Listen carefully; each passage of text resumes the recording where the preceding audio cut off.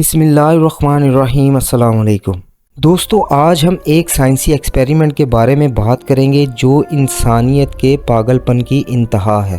آپ نے انٹرنیٹ پر Russian slip experiment کے نام سے کئی ویڈیوز دیکھ رکھی ہوں گی یا اس کے بارے میں کچھ نہ کچھ تو ضرور جانتے ہوں گے، لیکن کیا یہ سب سچ ہے؟ آخر یہ معاملہ ہے کیا؟ اس ویڈیو میں آپ یہی سب جاننے والے ہیں۔ اس ویڈیو میں میں آپ کو رشین ایکسپیریمنٹ کے بارے میں ہوش اڑا دینے والے فیکٹس بتاؤں گا، لیکن اس سے پہلے میں آپ کو یہ بتا دینا چاہتا ہوں، اگر آپ کمزور دل رکھتے ہیں تو یہ ویڈیو آپ کے لیے نہیں۔ آگے بڑھنے سے پہلے آپ سے ایک چھوٹی سی درخواست ہے کہ ویڈیو کو لائک، چینل کو سبسکرائب کرتے ہوئے بیل آئیکن پر ضرور کلک کر دیجئے تاکہ ہم اپنی اگلی ویڈیو میں دوبارہ مل سکیں۔ تو دوستو، 1940 میں سوویت یونین نے دشمن فوج میں سے کچھ ایسے فوجیوں کو چنا جن کی عمر الگ الگ تھی تاکہ وہ ان پر کچھ انسانیت سوز تجربات کر سکیں۔ ان قیدیوں سے رشینز نے یہ کہا کہ اگر وہ 30 دن تک ایک کمرے میں قید رہتے ہیں اور رشین فوج کے ساتھ کوآپریٹ کرتے ہیں تو اس 30 دن کے ایکسپیریمنٹ کے بعد ان کو چھوڑ دیا جائے گا۔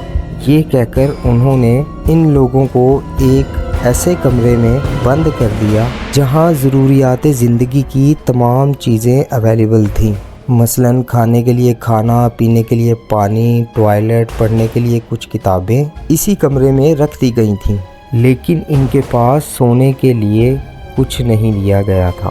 جی ہاں دوستو، ان کا کام، ان کا ٹاسک مسلسل 30 دن جاگنا تھا، اور یہی ایکسپیریمنٹ تھا۔ کیونکہ دوستو اس دوران CCTV کیمراز نہیں ہوتے تھے، اسی وجہ سے ایکسپیریمنٹ والے روم میں 2 ون وے مرر لگا دیے گئے تھے۔ مطلب سائنسدان ایک طرف سے ان لوگوں کو دیکھ تو سکتے تھے مگر وہ لوگ دوسری طرف سے سائنسدانوں کو نہیں دیکھ سکتے تھے۔ اس کمرے میں جو فوجی قید کیے گئے تھے ان کی کل تعداد 5 تھی۔ سائنسدانوں نے 30 دن تک ان قیدیوں کو جگائے رکھنے کے لیے جو ایکسپیریمنٹل گیس استعمال کی تھی، اس میں کوکین کا استعمال کیا گیا تھا۔ یہ گیس اس روم میں آکسیجن کے ذریعے داخل کی جاتی تھی تاکہ ان قیدیوں کو نیند نہ آئے۔ دوستو 4-5 دن تک تو سب کچھ ٹھیک چلتا رہا، سب کچھ نارمل تھا، لیکن چھٹے دن قیدیوں کی بے چینی میں اضافہ ہونا شروع ہو گیا۔ جب اس ایکسپیریمنٹ کو 90 دن گزرے تو ان میں سے ایک قیدی اپنا ذہنی توازن کھو بیٹھا اور اس نے چیخنا شروع کر دیا۔ یہ اتنا زیادہ چیخ رہا تھا کہ اس کی گلے کی نالیاں پھٹ گئیں۔ کمرے کی اس گیس کا اثر باقی قیدیوں پر بھی نظر آنے لگا تھا۔ وہ قیدی عجیب و غریب طریقے سے ہر وقت بڑبڑاتے رہتے۔ سائنسدان دن بدن کمرے کی گیس میں کوکین کی مقدار کو بھی بڑھا رہے تھے۔ ایک دن ایک قیدی نے جو ان کو پڑھنے کے لیے کتابیں دی گئی تھیں ان کے صفحات کو پھاڑ کر ان شیشوں پر چپکا دیا جہاں سے سائنسدان ان لوگوں پر نظر رکھے ہوئے تھے۔ اس کے بعد پورے کمرے میں خاموشی پھیل گئی۔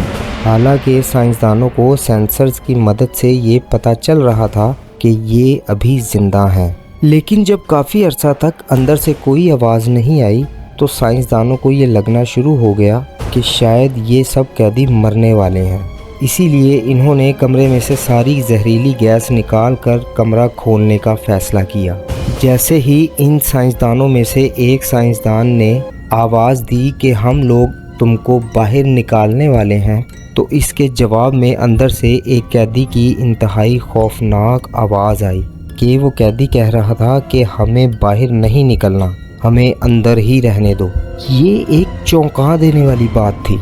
جو قیدی پچھلے 90 دن سے جاگ رہے تھے ان کو اب جاگنے میں مزہ آنے لگا تھا۔ وہ چاہتے تھے کہ وہ ہمیشہ اسی طرح جاگتے رہیں۔ وہ تو الٹا سائنسدانوں کی منتیں کرنے لگے کہ اسی گیس کو دوبارہ اس کمرے میں چھوڑ دیا جائے۔ سارے سائنسدان پریشان تھے کہ آخر ان قیدیوں کے ساتھ ہو کیا رہا ہے۔ ان قیدیوں کی باتوں کو انسنا کرتے ہوئے سائنسدان کمرے کے اندر داخل ہو گئے۔ جب وہ اندر داخل ہوئے تو انہوں نے دیکھا کہ ان قیدیوں نے کافی عرصہ سے کچھ نہیں کھایا اور اس کمرے کا سارا فرش خون سے لدا ہوا ہے۔ فرش پر انہی قیدیوں کے کٹے ہوئے جسمانی اعضاء پڑے تھے۔ یہ لوگ اپنے ہی جسم کے اعضاء کھانا شروع ہو گئے تھے۔ یہ دل دہلا دینے والا منظر تھا۔ ان میں سے ایک قیدی نے تو اپنا پیٹ اتنا کھا لیا تھا کہ اس کی ہڈیاں نظر آنا شروع ہو چکی تھیں۔ جب سائنسدانوں نے علاج کے لیے ان قیدیوں کو وہاں سے نکالنا چاہا تو یہ قیدی واپس کمرے میں جانے کے لیے بضد تھے، لیکن جب سائنسدان نہیں مانے تو ان قیدیوں کا سائنسدانوں سے کہنا تھا کہ ان کا آپریشن ان کے ہوش میں رہتے ہوئے کیا جائے، ان کو بے ہوش نہ کیا جائے۔ ان کا کہنا تھا کہ اب زخموں سے ان کو مزہ آتا ہے۔ خیر، آپریشن کے دوران 3 قیدیوں کی موت ہو گئی۔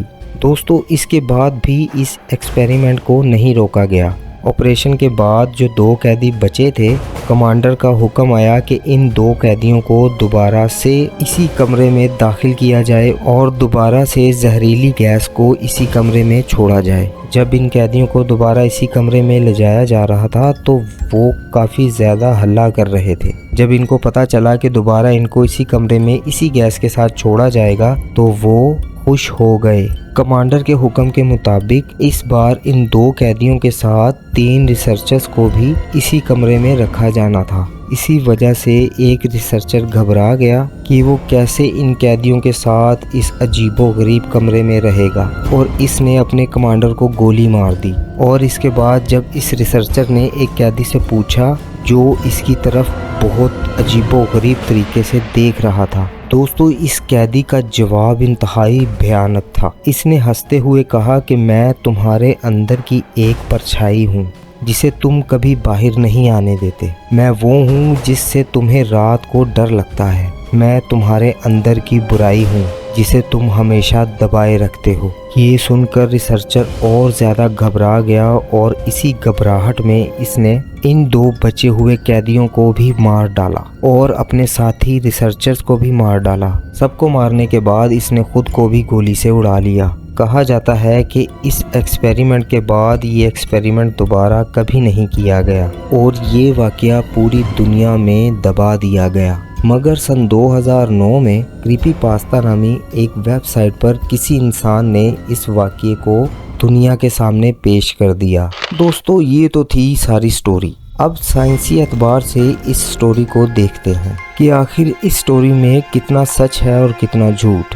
جب اس واقعے کے بارے میں رشین گورنمنٹ سے پوچھا گیا تو انہوں نے صاف صاف اس واقعے سے انکار کر دیا۔ اگر لاجیکلی دیکھا جائے تو اس کہانی میں ایسا کہا گیا تھا کہ آپریشن کے دوران ان قیدیوں کے دلوں میں ہوا پائی گئی، لیکن اس کے باوجود بھی وہ زندہ تھے۔ مگر دوستو، ایسا ہو نہیں سکتا۔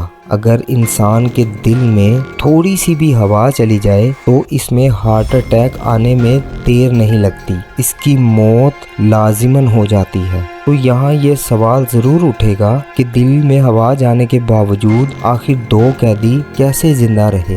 اور دوسری چیز، یہاں یہ ایکسپیریمنٹ تو بالکل ہی فیل ہو جاتا ہے کہ آج تک کوئی ایسا نشہ دنیا میں نہیں دیکھا گیا جس سے انسان کی بیسس ہی بدل جائے، جس میں انسان کو درد ہونے پر مزہ آنے لگے۔ دوستو، انٹرنیٹ پر آج کل کوئی بھی شخص کسی بھی سٹوری کو وائرل کرتا ہے اور ہماری بدقسمتی یہ ہے کہ ہم اس کو فالو کرتے ہوئے انہی باتوں کو سچ مان لیتے ہیں، کسی بھی بات کی تحقیق کرنا گوارا نہیں کرتے۔